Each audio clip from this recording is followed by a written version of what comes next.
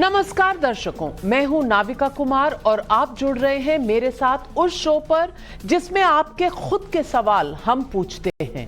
सवाल पब्लिक का। क्या बीजेपी ही चाहती है कि राहुल गांधी विपक्ष के हीरो बने रहें? क्या बीजेपी प्लानिंग के तहत राहुल गांधी पर हमलावर है? ये आरोप कुछ विपक्षी पार्टियों ने ही लगाया है, लेकिन भला बीजेपी ऐसा क्यों चाहेगी? क्या सचमुच कोई प्लानिंग भी है या विपक्ष का एक शगुफा छोड़ा गया है? आज सवाल पब्लिक का में इसका जवाब मिलेगा, लेकिन उससे पहले ये देखिए, राहुल गांधी की एक तस्वीर के साथ कांग्रेस ने आज एक ट्वीट किया। सावरकर समझा है क्या? नाम है राहुल गांधी।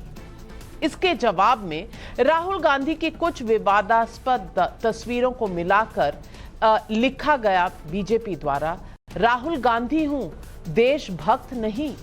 लेकिन जब राहुल गांधी से माफी के मुद्दे पर कांग्रेस और बीजेपी की बीच जंग हो रही है, तो इससे ममता बनर्जी ने एक बड़ा बयान दिया है। ममता जी ने कहा है कि प्रधानमंत्री नरेंद्र मोदी की टीआरपी तो राहुल गांधी से ही आती है। पिछले हफ्ते ममता बनर्जी से मुलाकात करने के बाद अखिलेश यादव भी साफ संकेत दे चुके हैं कि वो कांग्रेस के खेमे में नहीं है। सवाल पब्लिक का आज ये है कि क्या अखिलेश ममता ने विपक्ष का संदेश सुना दिया है कि 2024 में राहुल गांधी से नहीं हो पाएगा? राहुल गांधी से माफी की बीजेपी की मांग को लेकर इस संसद सत्र में एक भी दिन कामकाज नहीं हो सका है। इसे अडानी मुद्दे को डाइवर्ट करने का प्लान बताकर कांग्रेस 16 दलों को बार बार साथ लाने की कोशिश जरूर कर रही है। संसद की कार्यवाही से पहले साझा बैठक, संसद के बाहर साझा मार्च और विपक्षी दलों का ह्यूमन चेन कांग्रेस ने बनाया है। लेकिन क्या 2024 में विपक्ष को लीड करने के कांग्रेस का इरादा सफल होता नहीं दिख रहा? क्या राहुल गांधी पर कांग्रेस का विक्टिम कार्ड पार्टी के लिए सेल्फ गोल साबित तो नहीं हो रहा? यही है आज सवाल पब्लिक का।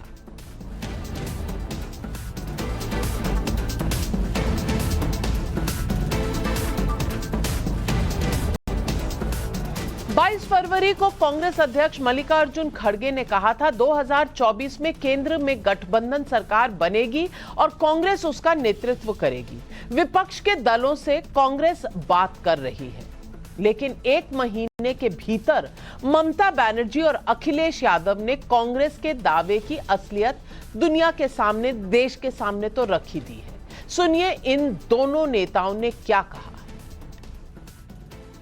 আজকে দীর্ঘদিন ধরে আমাদের পার্লামেন্টে একবার দেখো রাহুল গান্ধী তুমি জানো না কি নেতা দেখো রাহুল গান্ধীর মুখটা থাকলে মোদিকে কেউ অন্য কারণ ও রাহুল গান্ধী হচ্ছে মোদির সবচেয়ে বড় পার্টি বলতে আমরা বুঝি সবচেয়ে বড় টিআরপি সরকার বলে। तो इस तरह देश के बहुत सारे रीजनल पार्टी के लीडर्स इस कोशिश में हैं कि कोई ना कोई फ्रंट बने। और जहां तक सवाल कांग्रेस का है, कांग्रेस अपनी भूमिका तय करे, क्योंकि कांग्रेस राष्ट्रीय पार्टी है, हम लोग रीजनल पार्टी हैं, तो दिल्ली वाले लोग अपना तय करें कि उनकी भूमिका क्या होगी। See on the floor of house जो फ्लोर कोऑर्डिनेशन है वो अलग चीज है। कई बार कुछ मुद्दों पर सब एक साथ आ जाते हैं, लेकिन जो जमीन की लड़ाई है वो अलग है। जमीन की लड़ाई अलग है। ममता और अखिलेश के ये बयान ऐसे समय में आए हैं जब कांग्रेस का आरोप है कि भारत जोड़ो यात्रा के 45 दिन बाद दिल्ली पुलिस को कठपुतली बनाकर राहुल गांधी को डराने की नाकाम कोशिश की गई है। कांग्रेस दावा कर रही है कि अडानी पर राहुल के सवालों की वजह से संसद म्यूट की जा रही है, लेकिन राहुल गांधी को सहानुभूति मिलने की बजाय दो बड़े राज्यों से आने वाले बीजेपी विरोधी नेताओं ने अपनी अलग लकीर खींच ली है। अगर आप सुने ममता बनर्जी को और अखिलेश यादव जी को, यानी कि ये 80 सीटें उत्तर प्रदेश की और 42 सीटें अगर आप बंगाल की ले ले, तो 122 सीटों पर तो राहुल गांधी को लीडर कोई नहीं मान रहा। उधर राहुल गांधी से माफी की मांग पर बीजेपी अध्यक्ष जे जेपी नड्डा और केंद्रीय मंत्री हरदीप पुरी ने आज नया मोर्चा संभाला। सुनिए इनके बयान। He turns around and says, "आप कुछ करिए." What is he asking for? He's asking for the democratic processes in the United Kingdom to effect change in the Indian Union. Is that what he's doing? कि उन्होंने प्रजातंत्र की हर मर्यादाएं लांघ दी। Congress party आज मानसिक दिवालियेपन से ग्रसित है। They have become mentally bankrupt. And when I say, I say it with full responsibility. वैसे इस पूरे मामले में बीजेपी की लाइन बहुत साफ है। राहुल गांधी पर बीजेपी के सीधे हमले के पीछे वजह यही हो सकती है कि विपक्ष में सिर्फ कांग्रेस की ही राष्ट्रीय पहचान है। ममता जी की पार्टी बंगाल के बाहर नहीं, अखिलेश की पार्टी यूपी के बाहर नहीं, बीआरएस तेलंगाना से बाहर नहीं, माफ कीजिएगा, कुल मिलाकर सिर्फ कांग्रेस है जो कम से कम पैन इंडिया पार्टी तो कहलाती है। इसलिए राहुल गांधी चाहते हैं कि विपक्ष उनके पीछे आके खड़ी हो जाए, लेकिन विपक्ष है कि उसे राहुल गांधी पर रत्ती भर भी भरोसा नहीं है। विपक्ष मोदी के खिलाफ अपना अपना मोर्चा बना रहा है। इसमें एक मोर्चा ममता दीदी का है जिसके पास बंगाल का किला है और वो समाजवादी पार्टी जैसे दलों को जोड़कर क्षेत्रीय मोर्चा खड़ा करने की कोशिश कर रही है। दूसरी ओर तेलंगाना के मुख्यमंत्री केसीआर की पार्टी बीआरएस ने आम आदमी पार्टी, लेफ्ट और समाजवादी पार्टी को अपने साथ लाने की कोशिशें की हैं, जबकि DMK, RJD, JDU, JMM, NCP और शिवसेना उद्धव ठाकरे का गुट जो है वो कांग्रेस के साथ नजर आ रहे हैं। विपक्षी खेमेबंदी के ये तीन अलग अलग कोशिशें सिर्फ इसलिए हैं क्योंकि विपक्ष का नेता कौन हो, ममता, केसीआर या राहुल गांधी, इसी बात पर तलवारें खींची हुई हैं। नीतीश बाबू को फिलहाल बेचारे की तरह दिख रहे हैं। उनके नाम की तो कोई सुगबुगाहट भी नहीं हो रही। इधर कांग्रेस चाहती है कि मोदी के सामने राहुल ही विपक्ष का सबसे बड़ा चेहरा हो। राहुल गांधी के लंदन से लौटने पर कांग्रेस कह रही है कि शेर आ गया, शेर आ गया। राहुल खुद मोर्चा संभाले हुए हैं। आज फिर वायनाड में उन्होंने क्या कहा वो भी सुन लीजिए। The Democratic Foundation, the Parliament, the Judiciary, a free press, the Election Commission, the bureaucracy, every single institution is under attack. And the truth is, the RSS, the BJP and the Prime Minister of India are attacking the idea and the institutions of India. तो आज public का सवाल उठ रहा है। सवाल public का number 1, क्या विपक्ष के आरोप में दम है कि राहुल गांधी को नरेंद्र मोदी ही हीरो बना रहे हैं जैसा ममता बनर्जी कह रही हैं? सवाल नंबर 2, क्या विपक्षी एकता में सबसे बड़ा रोड़ा खुद राहुल गांधी है? सवाल नंबर 3, क्या मोदी के सामने विपक्ष के 3 अलग अलग गठबंधन होंगे, ये तय हो गया है? और सवाल नंबर 4, क्या मोदी को असली चुनौती राहुल गांधी से नहीं, ममता और अखिलेश जैसे नेताओं से मिलेगी? यही है आज सवाल पब्लिक का। और आइए इन सवालों के जवाब लेते हैं। हमारे साथ आज जुड़ रहे हैं जयवीर शेरगिल, बीजेपी के प्रवक्ता हैं, सुभ्रांश राय कांग्रेस के प्रवक्ता हैं, अनुराग भदौरिया समाजवादी पार्टी के प्रवक्ता हैं, डॉक्टर मानव जायसवाल तृणमूल कांग्रेस के प्रवक्ता हैं, कार्तिक रेड्डी बीआरएस यानी भारतीय राष्ट्रीय समिति के प्रवक्ता हैं और रजत सेठी राजनीतिक विशेषज्ञ हमारे साथ जुड़ रहे हैं। मैं पहले बता दूं सारे पैनलिस्ट को कि 60 सेकंड का समय मिलेगा पहला जवाब देने के लिए और उसके बाद सबके पहले कमेंट लेने के बाद मैं डिबेट खोलूंगी। सबसे पहले मैं सवाल पूछना चाहती हूं मानव जायसवाल जी से। मानव जायसवाल जी, ममता बनर्जी का कहना है कि राहुल गांधी को अगर नेता किसी ने बनाया है तो नरेंद्र मोदी ने। अब ये बताइए कि अखिलेश यादव आपके साथ हैं और तमाम विपक्षी दल अगर इकट्ठे हो रहे हैं तो ये बनेगा कैसे मोर्चा?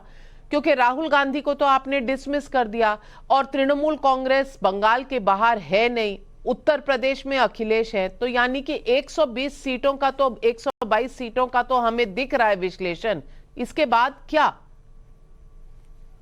पहले तो सभी को मेरा नमस्कार है नविका जी, और आपके माध्यम से पूरे देश को। और आपको पता है जो 2019 के बाद जो भाजपा आई है, मोदी शासन जो पूरे देश में एक प्रयोगशाला जिन्होंने बना दिया है, ये लड़ाई देश वर्सेस मोदी की है, ये मान लीजिए। और जहां तक बात है दीदी की, दीदी ने बोला कि टीआरपी बढ़ाने वाला कार्यक्रम बीजेपी का है। क्या बोलते थे मोदी जी? कांग्रेस क्या होगी? भारत मुक्त, कांग्रेस मुक्त भारत। क्या बोलते थे समझ में नहीं आता, कभी कभी कंफ्यूज हो जाते हैं, क्योंकि आज उनके लिए कांग्रेस ही सबसे बड़ा थ्रेट है। अचानक से विश्लेषण शुरू हो जाता है कि भैया कांग्रेस इतनी सीटों में थी, इतनी सीटों में आ गई, राहुल गांधी इतने जगह है, कांग्रेस इतनी जगह है। तो भैया विविधाभास ये जुमला पार्टी की हमेशा से रही है।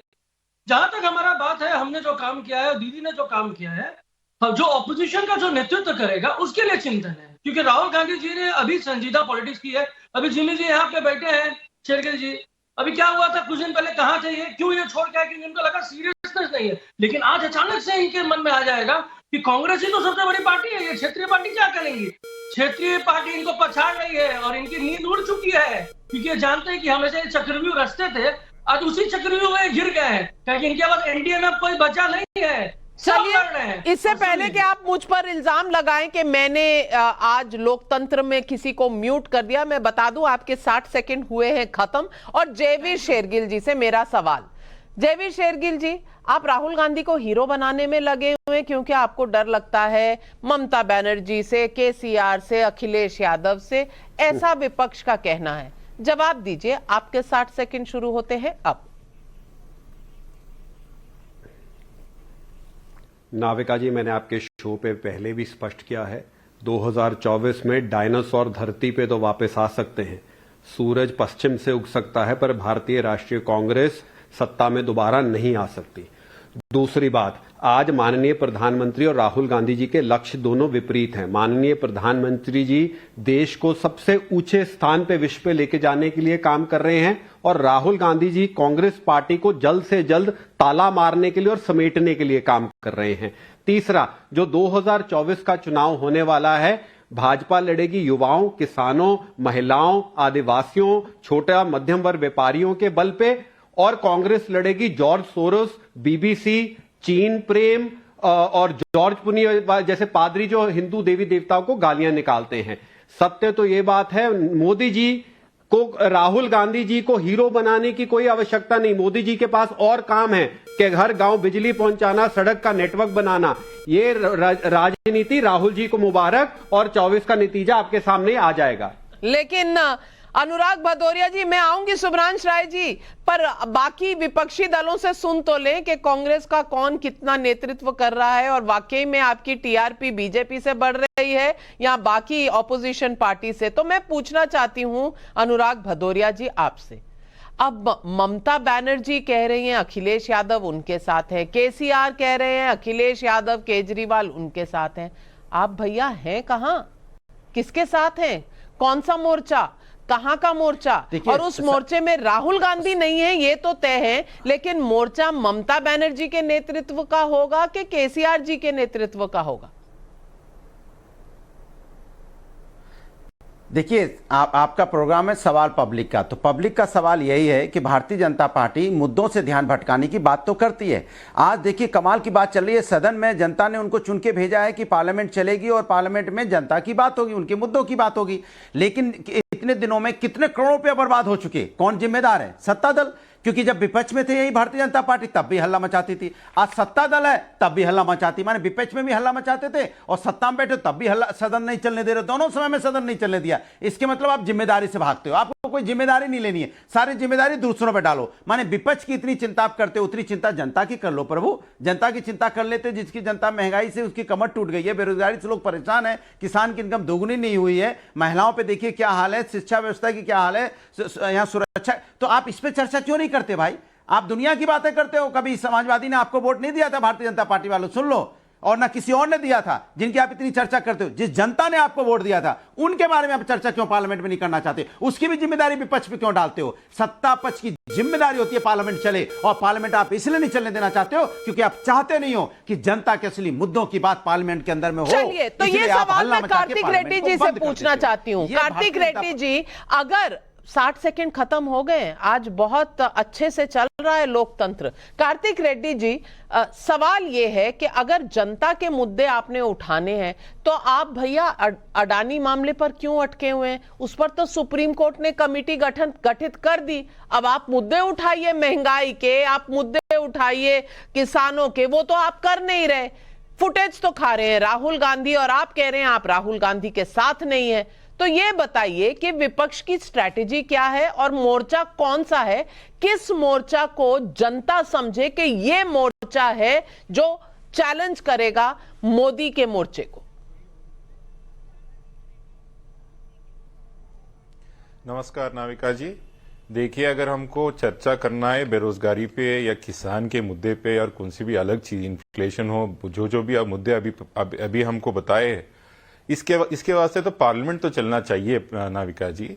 जिम्मेदारी है ट्रेजरी बेंचेस की, तो आपको पता है हफ्ता भर से तो ट्रेजरी बेंचेस की किस तरीके की तो रिस्पॉन्सिबिलिटी भरा गई है पार्लियामेंट में, तो अपन खुद देख रही है। पर ये बात तो मैं एक आपकी राहुल गांधी का जो मसला है, मैं आपको बताना चाहता हूं एक चीज। हिंदुस्तान 2 राहुल से बहुत परेशान है नाविका जी। हिंदुस्तान पूरा 2 राहुल से परेशान है।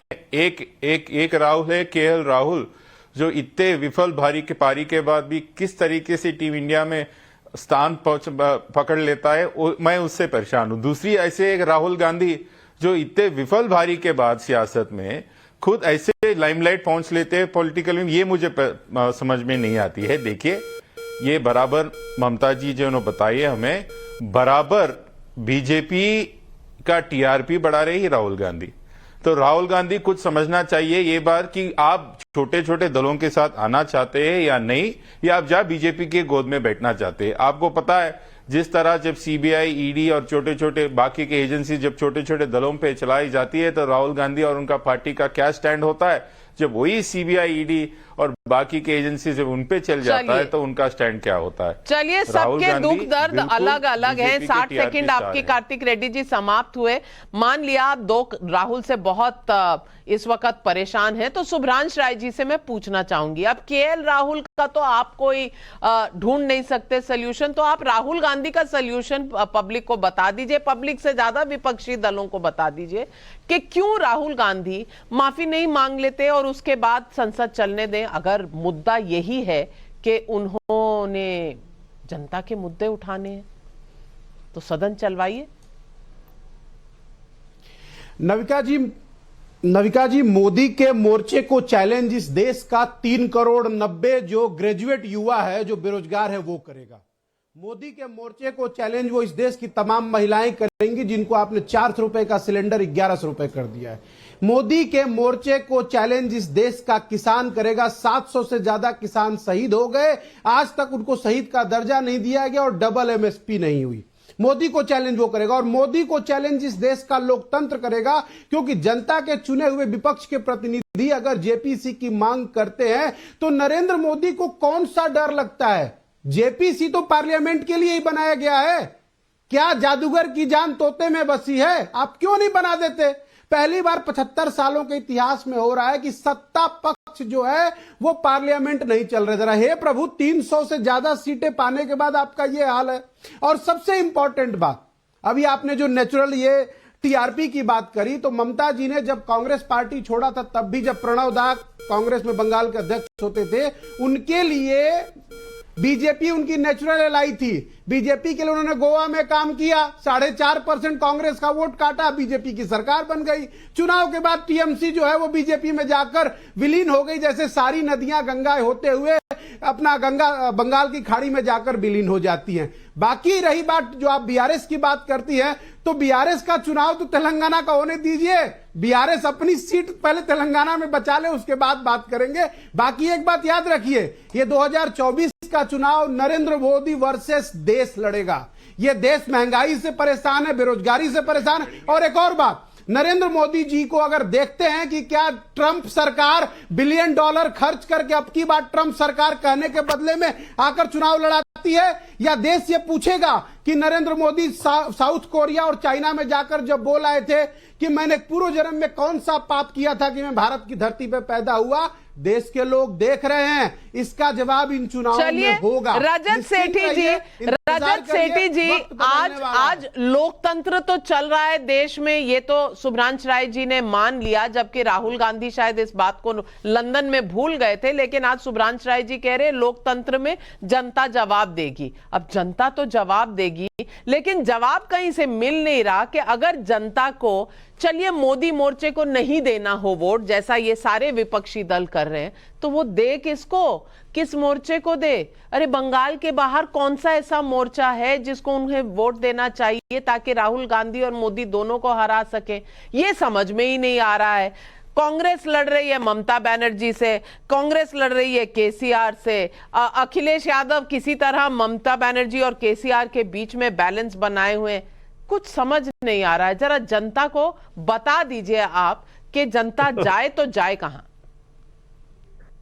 नविका जी, ये जो विषय आप उठा रही हैं, जो हश्र हम देख रहे हैं और जनता देख रही है कि जो विपक्षी एकता की बात होती थी, उसका जो हश्र हुआ वो तो पब्लिक ने पिछले 5-10 मिनट में देख लिया। कारण क्या है इसका? इसको आप एनालाइज करेंगी तो इसका मुख्य कारण ये है कि मॉरल लीडरशिप विपक्ष में किसी भी नेता के पास है नहीं। कोई ऐसी मॉरल प्लैंक हो, छत्र छाया देने के लिए, दिशा देने के लिए, आगे बढ़ने के लिए, अपने छाती पे गोलियां लेने के लिए, ऐसा कोई बड़ा नेता खड़ा ही नहीं है पूरे विपक्ष में। सब लोग चाह रहे हैं कि सत्ता की लालच में सब इकट्ठे हो जाएं, तो वो फेविकॉल से चीजें चिपकती नहीं है। सत्ता के लालच एकमात्र, इससे तो मुझे नहीं लगता इनमें से कोई भी एक साथ आ पाएगा। आप देखिए ना, जो राहुल गांधी ने जो शब्द प्रयोग किए ममता बनर्जी और उनकी पार्टी के लिए, इतना गहरा दिल पे झटका लगा है। टीएमसी तो कभी नहीं आने वाली कांग्रेस के साथ। आप तेलंगाना में देखिए, तेलंगाना में आए दिन ऐसा कोई दिन नहीं जाता है जिसमें कांग्रेस के दफ्तर पे बीआरएस पार्टी रेड ना करती हो। कई बार नेशनल मीडिया में ये विषय आते भी नहीं है, मैं आपको बता रहा हूं, हर दिन ये हो रहा है। तो जब आप, जिसको बोलते हैं ना इंग्लिश में devil lies in the detail, जब आप डिटेल में जाके देखती हैं, हर प्रदेश को उठा के देखती हैं, जो राम कहानी वहां पर विपक्षी एकता की है जिस तरह से एक्सपोज होती है, तो उससे तो ये सिनेरियो समझ में आ रहा है कि यही सब चलता रहेगा। हर दिन हम लोग ऐसी ही डिबेट करते हैं, हर विपक्ष की पार्टी आके एक दूसरी विपक्ष की पार्टी को खरी आती है। अलायंस का कोई एजेंडा नहीं है क्योंकि मॉरल लीडरशिप कुछ नहीं है। तो यही सब चलता रहेगा, 24 भी आएगा। चलिए, तो मानव जायसवाल जी, मेरा सवाल आपसे ये है, क्या ये जेपीसी की डिमांड जो है ये जायज है? क्योंकि जेपीसी जब आप जाएं रूल्स में, जब गठित होती है तो पार्लियामेंट में किसकी कितनी रिप्रेजेंटेशन है उस पर डिपेंड करेगी। अब लोकसभा में मेजॉरिटी बीजेपी की, राज्यसभा में मेजॉरिटी बीजेपी की, आपको लगता है जेपी से कोई भी हल निकलेगा? पहले तो मैं आपको बता दूं, हमारी पार्टी का जो स्टैंड है वो क्लियर है। हम सुप्रीम कोर्ट के अंतर्गत इन्वेस्टिगेशन चाहते हैं, हम जल्द से जल्द इन्वेस्टिगेशन चाहते हैं। ये हमने पहले भी बताया है और हमारे सांसदों ने उसको प्रखर रूप से बोला भी है। और जहां तक ये बात करते हैं ना कि सत्ता की लालसा, तो सत्ता की लालसा किसके पास है वो पूरा देश जानता है। सत्ता के लिए कुछ भी कर सकते हैं, इनका मिशन है सत्ता में रहना, वो है भाजपा। इनके बड़े बड़े नेतागण ने बोला है हमारा मिशन है, विजन नहीं है, मिशन है। अब जब देखिए शेरगिल जी कितनी बड़ी बड़ी बातें करते हैं, कितने अच्छे से निंदाजनक बातें करते हैं कांग्रेस के लिए, बहुत अच्छी बात है। लेकिन इनके पर्सनल टिप्पणी मैं नहीं देना चाहता हूं। लेकिन सबसे बड़ी बात है, जब ये युवाओं की बात करते हैं तो इनको पता है कि युवाओं के पास रोजगार नहीं है, लेकिन युवाओं इनको वोट देंगे। इनको पता है महिलाएं त्रस्त है, महिला की जो रोजगार माने जो पैसे थे गृहिणियों के वो खत्म हो चुके हैं, लेकिन फिर भी महिलाएं इनको वोट देंगी। अच्छा, आदिवासियों की बात करते हैं, अरे सारे इंडस्ट्रियल वाले हाउसेस को दे रहे हैं, लेकिन फिर ये बात करें। लेकिन आज जनता जानना चाहती है कि भाई राहुल गांधी की माफी ज्यादा आवश्यकता है कि देश की सुरक्षा, देश की संपदा, देश की व्यवस्था ज्यादा इंपॉर्टेंट है। ठीक है, मैं उनसे जवाब लेती हूं, लेकिन आप मुझे ये तो जवाब दे दीजिए कि जेपीसी की जरूरत है या राहुल गांधी और कांग्रेस पार्टी सदन का और देश का टाइम वेस्ट कर रहे हैं? क्योंकि आपने कहा सुप्रीम कोर्ट ने गठन करना था कमेटी का, वो तो हो चुका, वो तो हो चुका। तो क्या कांग्रेस पार्टी को ये डिमांड छोड़ देनी चाहिए, हाँ या ना? मैं तो हाँ या ना? नविका जी, ये सेशन में तो मैंने सुना कि बीजेपी माफी मंगवाना चाहती है राहुल जी से। बोलते राहुल जी माफी मांगे नहीं तो हम सदन चलने नहीं देंगे। ये राहुल जी जेपीसी वाला क्या चैप्टर समझ में नहीं आया? आपको नहीं आया? तो सुप्रीम कोर्ट अरे भैया, सुभ्रांश राय जी, जयवीर जी मैं आपसे जवाब लूंगी, लेकिन पहले सुभ्रांश राय जी से जवाब ले लूं। सुभ्रांश राय जी, आप रोज जेपीसी कर रहे हैं, तृणमूल कांग्रेस को तो समझ भी नहीं आया कि आपको जेपीसी चाहिए क्यों, उन्हें तो वो चैप्टर ही समझ में नहीं आया। सुभ्रांश राय जी, ये क्या हो रहा है? अगर विपक्षी दल एक दूसरे को ही कन्विंस नहीं कर पा रहे तो आप जनता को कैसे कन्विंस करेंगे? सुभ्रांश राय जी, मानव जी आप बोल चुके, सुभ्रांश राय जी। नहीं, बीजेपी नपुंसक सरकार है, प्रूव हो गया। देखिए नविका जी, कई बार आप विपक्षी दल, विपक्षी एकता, सर मैं बोल लूं प्लीज, उसके बाद बोलिएगा। कई बार आप विपक्षी दल, विपक्षी एकता बार बार जिक्र कर रही है। मुझे लगता है कि हमें एक बार ना सत्ता पक्ष की भी एकता देख लेनी चाहिए। नरेंद्र मोदी जी के साथ ना उनका सबसे पुराना सहयोगी अकाली रहा, न जेडीयू रहा, न शिवसेना रहा, न एक वक्त का तेलुगु देशम पार्टी रहा, जो ना वीआईपी पार्टी आपकी बिहार में रही। जो आपसे गले मिला उसका गला आपने पीछे से काट दिया। तो एक बार सत्ता पक्ष की भी चाल चरित्र को देखना जरूरी होता है और इम्पोर्टेंट होता है। ठीक है, बहुत गलत है, इनके साथ कोई नहीं है, लेकिन सुभ्रांश राय जी फिर भी मेजॉरिटी तो है ना दोनों हाउसेज में। जब नहीं होगी तब जरूरत पड़ेगी दोस्तों की, फिलहाल तो उनको है नहीं, फिलहाल तो आपको जरूरत है। जी मैं आपके जी सुन तो लीजिए, सुनिए ना। ऐसा है, अभी आपने बिल्कुल सही कहा, जब भी ना विपक्षी एकता की बात आई है पिछले 9 सालों में, अक्सर तृणमूल कांग्रेस उस विपक्षी एकता से नदारत रही है। और रही बात चाहे वो अभिषेक बनर्जी का केस हो, चाहे वो शुभेंदु अधिकारी का केस हो, चाहे वो नारदा शारदा हो, ये तमाम सारे जो भारतीय जनता पार्टी के मजबूत अलायंस है, ईडी, सीबीआई और आईटी, ये सब उनके प्रचंड सहयोगी हैं। चाहे मतलब अब आप एक बात समझिए, चाहे वो लीकर का मामला दिल्ली का हो, चाहे वो लीकर का मामला तेलंगाना का हो, अगर नरेंद्र मोदी सरकार के पास आधुनिक शस्त्र और शस्त्रार्थ है तो ये विपक्षी एकता, जिनको आप आज विपक्षी एकता कहने की कोशिश कर रही हैं, इनमें से कोई नरेंद्र मोदी के समक्ष नहीं है। नरेंद्र मोदी के समक्ष अगर कोई खड़ा है तो वो भारतीय राष्ट्रीय कांग्रेस और राहुल गांधी है। और एक बात याद रखिए मैडम, तीर चलाए हैं, एक लगा सीधा मानव जायसवाल यानी तृणमूल कांग्रेस के दिल पर और दूसरा कार्तिक रेड्डी जी। कार्तिक रेड्डी जी, अब सुभ्रांश राय जी कह रहे हैं कि तेलंगाना में आपके साथ जो हो रहा है वो शायद सही हो रहा है, और फिर विपक्षी एकता की आप बात कर रहे हैं, तो ये तो कभी होने वाला नहीं है। क्या आप अकेले नरेंद्र मोदी को हरा सकते हैं?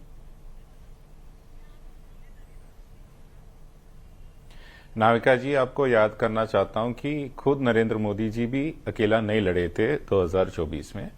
उनके तकरीबन 30 से 35 फ्रेंडली अलाई पार्टी थे। आप ठीक है, अभी तो उनका मेजॉरिटी बन गया, दोनों हाउसों में छोटे छोटे दलों को तो उन्होंने दखल दी उनकी अलायंस से। पर आपको ये भी कांग्रेस पार्टी के प्रवक्ता अभी जो हमको बता रहे थे, खुद हमारी राष्ट्र में, प्रदेश में हमारी किस तरह की परिस्थिति है, मुझे उनसे एक प्रश्न पूछना है कि आप अमेठी लड़ेंगे या नहीं लड़ेंगे, वो तो बताइए देश को। आपका राहुल गांधी अमेठी लड़ेगा, हमारा सियासत, हमारा रियासत तो हमको छोड़ दीजिए, हम यहाँ पे ठीक है। दूसरी बात है, हमें नाविका जी पूरा पहले सुनिए तो सही, पहले नाविका जी पूरा प्रश्न पूछने दीजिए।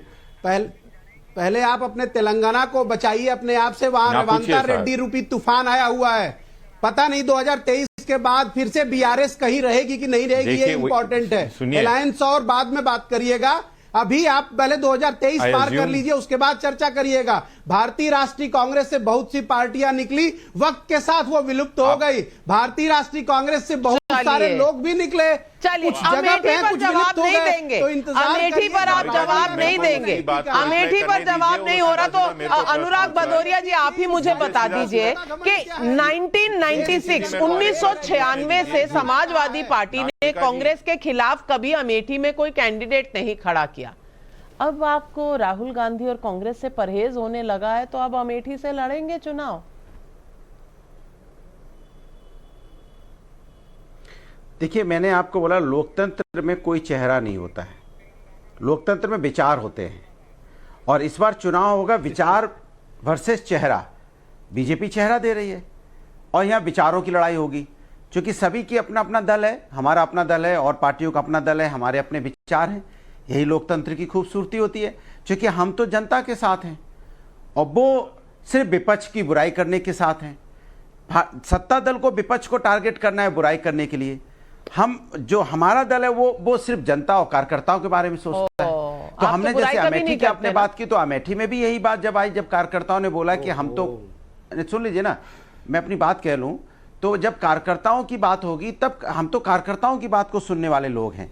तो कार्यकर्ताओं की जब शिकायत आती है, कार्यकर्ता कहते हैं, कोई बात होती है कि भाई मेरी मदद अमेठी रायबरेली में नहीं हो पाती है, तो बात कही जाती है। लेकिन सवाल ये नहीं है, सवाल बड़ा सबसे ये है कि भारतीय जनता पार्टी की जो आज सत्तारूढ़ है वो पब्लिक का, आपका तो प्रोग्राम ये पब्लिक का सवाल, लेकिन पब्लिक के सवाल पे मुंह नहीं खोलती है, उस पे चुप रहती है। जयवीर शेरगिल जी, सबके सवालों के जवाब देने हैं, तो मैं 2 सवाल जनता के भी जोड़ देती हूं, फिर आप जवाब दीजिएगा। सैयद रफीक का सवाल बुरहानपुर से, मध्य प्रदेश से है, और धर्मेंद्र सिंह पूछ रहे हैं ये सवाल वाराणसी से। आइए सुनते हैं जनता के ये सवाल।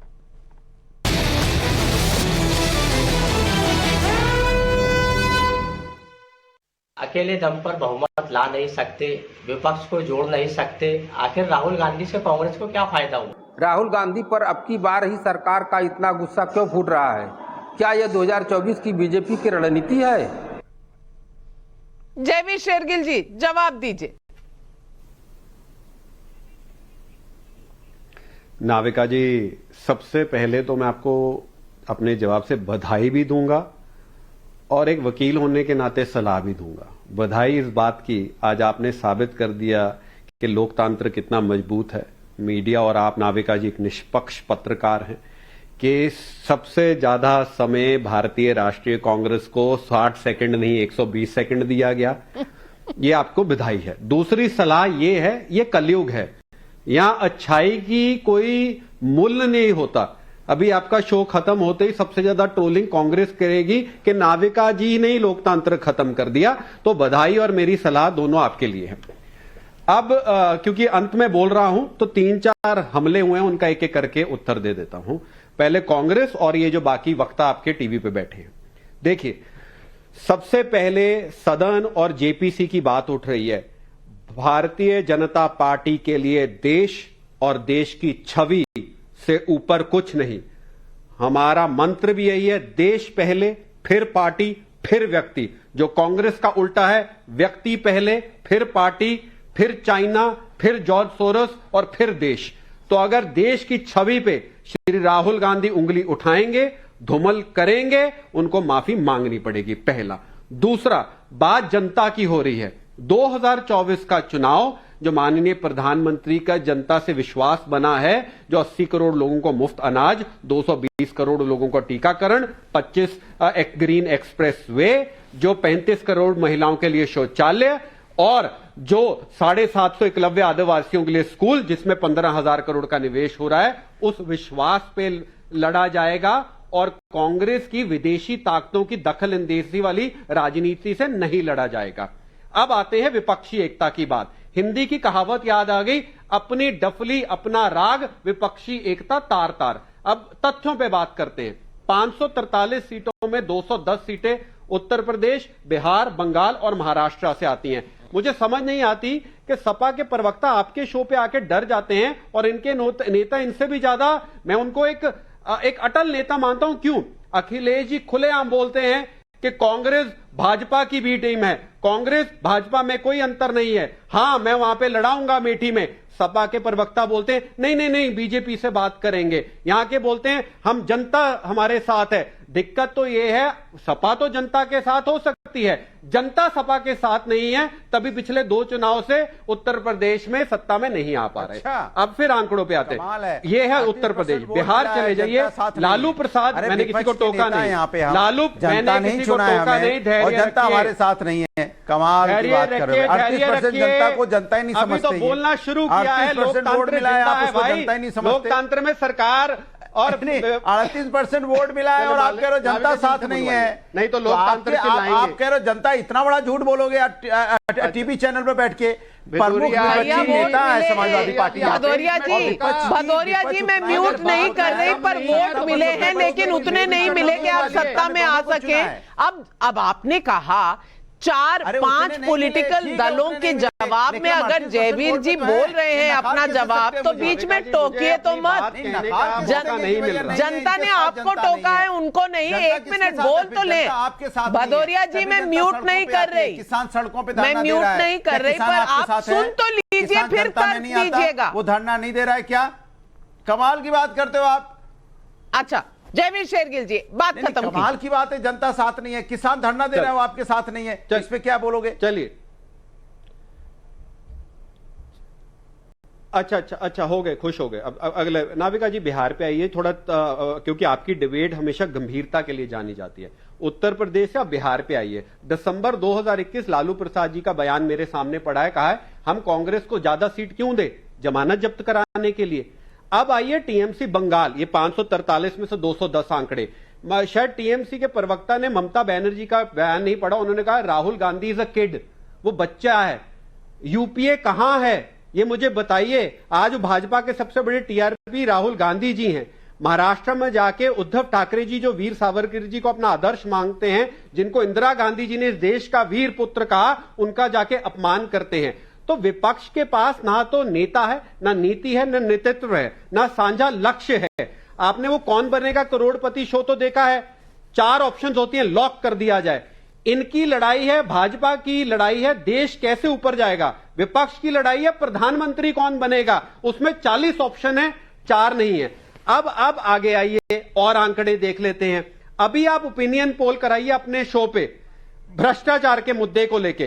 कांग्रेस जब सीबीआई, ईडी, आईटी, डीआरएस के पीछे पड़ती है, आम आदमी पार्टी के पीछे पड़ती है, तो वो सीबीआई, ईडी, आईटी अच्छी है। जब कांग्रेस खुद सपा पे डिस्प्रोपोर्शनेट एसेट का केस डालती थी, तब सीबीआई अच्छी है। जब आम आदमी पार्टी कांग्रेस के नेताओं को पंजाब में जेल में बंद करा रहा है, तब वो पुलिस एजेंसियां बुरी हो जाती हैं। दूसरा मुद्दा, इन पे एक और पोल करवाइए, क्या ये राहुल गांधी जी के बयान से सहमत हैं कि चीन का बैठकर कार्तिक रेड्डी जी कह रहे हैं, आप बिल्कुल सही कह रहे हैं। तो कार्तिक रेड्डी जी कह रहे हैं कि कांग्रेस का ये दोहरा जो मापदंड है वो उसके साथ अग्री कर रहे हैं कार्तिक रेड्डी जी। पब्लिक बहुत सवाल पूछ रही है। यूट्यूब पर मंजुल उपमान का सवाल है, विचारों की लड़ाई का मतलब सिर्फ ये है कि कौन किस दिन प्रधानमंत्री बनेगा। मानव जायसवाल जी, क्या ये सिर्फ इतनी ही लड़ाई है? देखिए, ये जो नैरेटिव है ना भाजपा का कि भैया कौन प्रधानमंत्री बनेगा, 4 से 40 की बात ये करते हैं। शेरगिल जी बहुत बड़े बड़े प्रवचन देते हैं, ऐसा नहीं है। अब आपको जानना होगा, धैर्य रखना होगा। जिस तरीके से बीजेपी का सुपड़ा साफ हो रहा है देशों में, आप बोल रहे हैं इलेक्शन जीत रहे हैं, कितने परसेंटेज वोट आ रहे हैं भैया? एनडीए थी, जैसे हमारे जो मित्र है, चाहे वो कांग्रेस ही क्यों ना हो, लेकिन क्या बोला था कि भैया हम इतने करेंगे, इतना पैकेज देंगे, कुछ नहीं दिया, स्मार्ट सिटी 0 हो गया। बीजेपी का सुपड़ा साफ हो गया। भाई साहब, आपके पास कोई चश्मा है, मुझे दिखा दीजिए कहां पर सुपड़ा साफ हुआ है बीजेपी का। मांग कर रहा हूं। हाँ, जयवीर शेरगिल जी, आपका सुपड़ा साफ हो रहा है, मानव जायसवाल जी कह रहे हैं। देखिए, मैं बता रहा हूँ, सबसे पहली बात कि पार्लियामेंट नहीं चल पा रही है, इनका सुपड़ा साफ हो गया। इनकी क्षमता नहीं है पार्लियामेंट चलाने की। अब आप बताइए, देश का लोकतांत्रिक मंदिर। अच्छा, ये कहना चाह रहे सुपड़ा साफ हो गया क्योंकि पार्लियामेंट नहीं चल रहे। जयवीर शेरगिल जी नहीं रुक रही, मुझे 10 से 5 सेकंड दीजिए। 30 सेकंड में जवाब दीजिए। 30 सेकंड मोनोलॉग देते हैं नाविका जी, तो ओपन है। नाविका जी, जिस बताइए नाविका जी, अभी नॉर्थ ईस्ट के चुनाव का नतीजा आया है। जिस त्रिपुरा में टीएमसी का परचम लहराने की डंके पे चोट बची थी, त्रिपुरा में 0 सीट आई है, 0। और वहां भाजपा हर तरफ नॉर्थ ईस्ट में भागा हुए रंग में रंग गई है। जो लोग बंगाल के बाहर खाता नहीं खोल पा रहे, वो आज दिन में तारे देख रहे हैं। थोड़ा संभल जाइए, तुम्हारे पांव के नीचे जमीन नहीं, और इस बात का तुम्हें यकीन नहीं हो गया। बीजेपी का जवाब आ गया। पब्लिक का और सवाल उठा रही हूँ यूट्यूब पर। रेवंत राम बिश्नोई का सवाल, दुनिया के नंबर 1 नेता मोदी जी को फिर से देश चुनेगा या फिर गठबंधन वाले विपक्षी दलों को? कार्तिक रेड्डी जी, ये सवाल मैं आपसे पूछूंगी। जी नाविका जी, देखिए, ये बीजेपी का एक प्रोपेगेंडा है कि बार बार ये बात दोहराइए कि सिर्फ मोदी एक तरफ और बाकी के पूरे एक तरफ। मैं आपको 2-3 वक्त पहले भी चर्चा पे ये बात याद रखा था कि वीपी सिंह का जो मुद्दा था, जब राजीव गांधी पे जो खड़ा था, ऐसी सिचुएशन थी देश में। देश की जनता को आप अगर अंडर एस्टिमेट करेंगे, देश की जनता की इंटेलिजेंस को आप अंडर एस्टिमेट करेंगे, तो democracy has been proof enough in many times that will come back strong. दूसरी बात है नाविका जी, अभी इसमें 2 चीजों की बात है, एक हो गई कांग्रेस पार्टी की और दूसरी नेशनल पार्टी बीजेपी की। एक कांग्रेस पार्टी की नेता जो राहुल गांधी है, मैं समझता हूं दुनिया में सबसे खुशनसीब और किस्मत वाले बंदे हैं। क्यों? तकरीबन 55 साल के, अभी भी सब उनको बच्चा बोलते हैं, हम 40 के भी अपन को तो बच्चा कोई बोलता नहीं। दूसरी चीज, दुनिया में कुछ मौका ही नहीं मिलता है हमारे सियासत या कौन से भी फील्ड में, और राहुल गांधी को बार बार मौका मिलते ही जाती है उनकी पार्टी में वो। दूसरी तीसरी चीज ये है कि राहुल गांधी को सुपरमैन या सुपर हीरो बनाने में सिर्फ उनकी पार्टी ही नहीं, बीजेपी भी लगी हुई है। एक तरफ बीजेपी बोलती है कि राहुल गांधी तो सबसे फेलियर नेता है देश में, राहुल गांधी तो सबसे विफल आदमी है पॉलिटिक्स में, और आज पार्लियामेंट को 1 हफ्ते से राहुल गांधी के मसले तो पार्लियामेंट को पूरा बंद रखे बैठे हुए। आज देश में बेरोजगारी का मसला है, किसान का मसला है, अदानी का घोटाला का मसला है, कुछ चीजों पे डिस्कशन नहीं होती है। राहुल गांधी के सवालों के जवाब लेने से पहले रजत सेठी जी से पूछना चाहती हूँ, राजनीतिक विशेषज्ञ हैं, तो रजत सेठी जी, क्या बीजेपी जबरदस्ती राहुल गांधी को हीरो बनाए हुए है और इस वजह से पार्लियामेंट चलने नहीं दे रहे क्योंकि उनको बाकियों से डर लगता है? इसी सवाल से हमने शो शुरू किया था, वापस उसी सवाल पर आ गए हैं कि क्या बीजेपी राहुल गांधी को हीरो बना रही है? नहीं, हीरो, आज भी इंडियन एक्सप्रेस में एक डिटेल रिपोर्ट आई है इसके ऊपर कि क्या ये बीजेपी की स्ट्रैटेजी है क्या कि अगर राहुल गांधी को प्रोजेक्ट करते रहेंगे तो विपक्ष की एकता में और फूट पड़ती चली जाएगी। देखिए, दरअसल इसमें अंडरलाइंग कंसेप्ट क्या है, बीजेपी को ये लगता है कि वो हर बार राहुल गांधी कुछ ना कुछ ऐसा बोलते हैं जिससे कि एजेंडा डिरेल हो जाता है। जो अपोजिशन जहां एक साथ आने लगती है वहां पे राहुल गांधी आते हैं, एक विषय खुद ही क्रिएट करते हैं। ऐसा नहीं कि विपक्ष देती है। अदानी ही अगर इतना जरूरी विषय था तो उनको घर घर जाना चाहिए था अदानी विषय को लेकर, वो उल्टा कैम्ब्रिज में जाके उन्होंने ऐसा बोल दिया जिसकी वजह से तमाशा हो गया। वो तमाशा रुकने का नाम नहीं ले रहा। अगर आप कांस्टेंट सेल्फ गोल करते रहेंगे तो उसमें बीजेपी कहां से आ गई? आप सेल्फ गोल करोगे तो बीजेपी तो स्ट्रैटेजी लगाएगी ना, दिमाग तो लगा रही है वो पार्टी। आप लोग दिमाग नहीं लगा रहे हो। आज मैं आपको बताऊं, कितने ही कांग्रेस के नेता हैं जो खुद चाहते हैं भाई राहुल गांधी टेप लगा के बैठ जाए, वो खुद ही जीत जाएंगे चुनाव, बाकी लोग। लेकिन अब दिक्कत यह कि राहुल गांधी से चुप रहा नहीं जाता है, वो जगह जगह जाते हैं। वो देखिए, पिछले इलेक्शन में भी ऐसा ही चालू किया था उन्होंने, 1-2 विषय उठाए थे, चौकीदार चोर है, उसी को बीजेपी ने क्राफ्ट कर दिया एक मास्टर स्ट्रैटेजी में। तो जो हश्र हुआ वो सबने देखा। इस बार भी वही हो रहा है। अब ये वापस जा रहे हैं इसी एजेंडा पे कि हिंदुइज्म वर्सेस हिंदुत्व की ऐसी इंटेलेक्चुअल डिबेट, इंडिया में डेमोक्रेसी एक पब्लिक ग्लोबल गुड है, इस टाइप की एकेडमिक डिबेट करने की कोशिश करते हैं। ना तो वो एकेडमिशियन है, ना उनकी रिस्पेक्ट है एकेडमिशियन के लिए। कुल मिला के विपक्ष जब देखता है कि ये सब चीजें हो रही हैं तो वो सोचता है कि कहीं का ईंट कहीं का सिर्फ विपक्षी दल नहीं, अब तो राजनीतिक विशेषज्ञों ने ये पूछा है। और वहां यूट्यूब पर अजय राज करने का सवाल है, राहुल गांधी पहले जनता से संवाद करना तो सीख ले। जनता को तो लग रहा है उनका पीएम बनने का सपना ख्याली पुलाव है। और जटाशंकर मिर्जापुर यूपी से पूछ रहे हैं, मेरा सवाल कांग्रेस पार्टी से है कि क्या राहुल गांधी ने सेल्फ गोल करके बीजेपी और नरेंद्र मोदी को 2024 में जीत के लिए हरी झंडी नहीं दिखा दी? शुभ्रांश राय जी, ये मेरा सवाल नहीं है, पब्लिक का सवाल है और बाकी विपक्षी दलों का सवाल है, इसका जवाब दे दीजिए।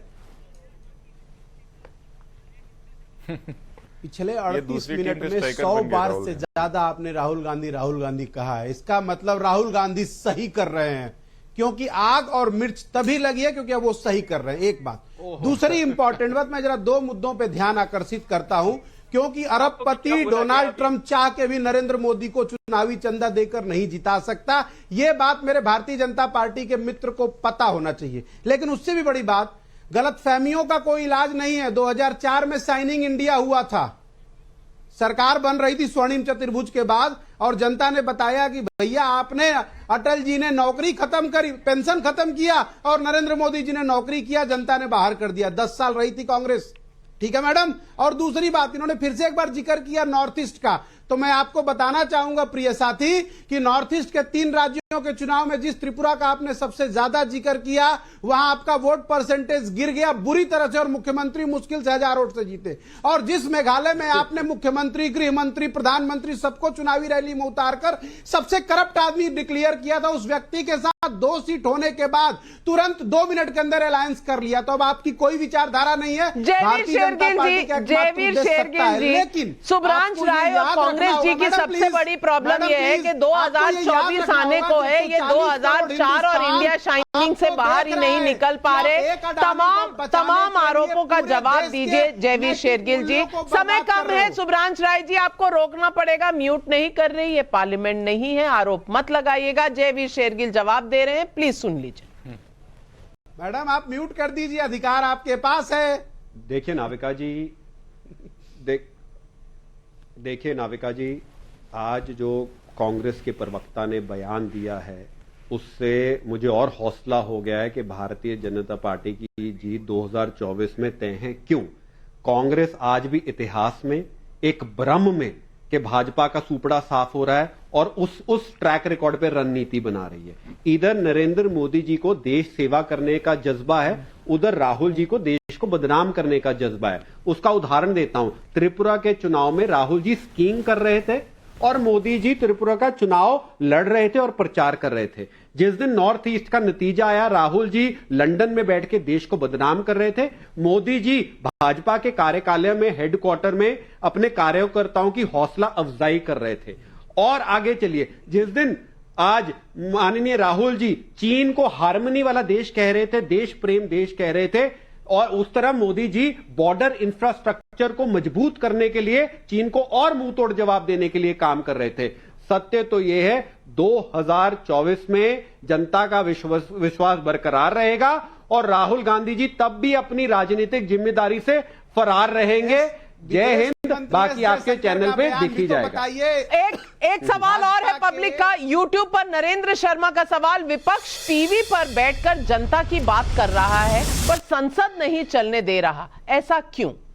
सबको मैं 10-10 सेकंड का समय दूंगी ये पूछने के लिए कि क्या आप चलने देंगे कल से संसद ताकि जनता के मुद्दे उठ सके? क्या विचार है आपका? कार्तिक रेड्डी राहुल गांधी जी की अटेंडेंस नेशनल एवरेज से कम क्यों है? मेरा एक और सवाल, राहुल गांधी जी की नेशनल एवरेज से अटेंडेंस कम क्यों है? राहुल गांधी जी ने आज तक कोई प्राइवेट मेंबर बिल क्यों नहीं दिया?